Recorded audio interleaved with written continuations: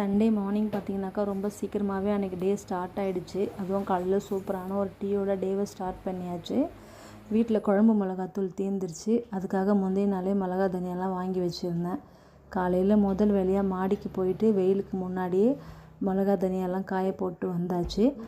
பசங்களுக்கு நட்ஸு தீர்ந்துருச்சு வீட்டில். அந்த பாட்டிலெல்லாம் வாஷ் பண்ணிவிட்டு திரும்ப அதெல்லாமே ரீஃபில் பண்ணி எடுத்து வச்சுட்டேன். அதுக்கப்புறம் டிஃபனுக்கு மாவு அரைச்சி வச்சாச்சு. மதியம் லஞ்சுக்கு பார்த்திங்கன்னா ஹஸ்பண்ட் சிக்கன் வாங்கிட்டு வந்திருந்தாங்க. அதில் 1/2 கிலோ சிக்கன் மட்டும் எடுத்து மதியம் குழம்புக்கு ரெடி பண்ணி வச்சுட்டேன்.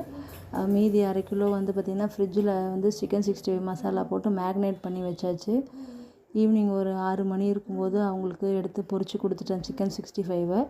அவங்களுக்கு லெமன் ஆனியன் வச்சு கொடுத்தா ரொம்ப பிடிக்கும். அதே மாதிரி அவங்களுக்கு பிடிச்ச மாதிரி லெமன் ஆனியன் ரெண்டுமே வச்சு கொடுத்தாச்சு. அவங்களும் சாப்பிட்டாங்க.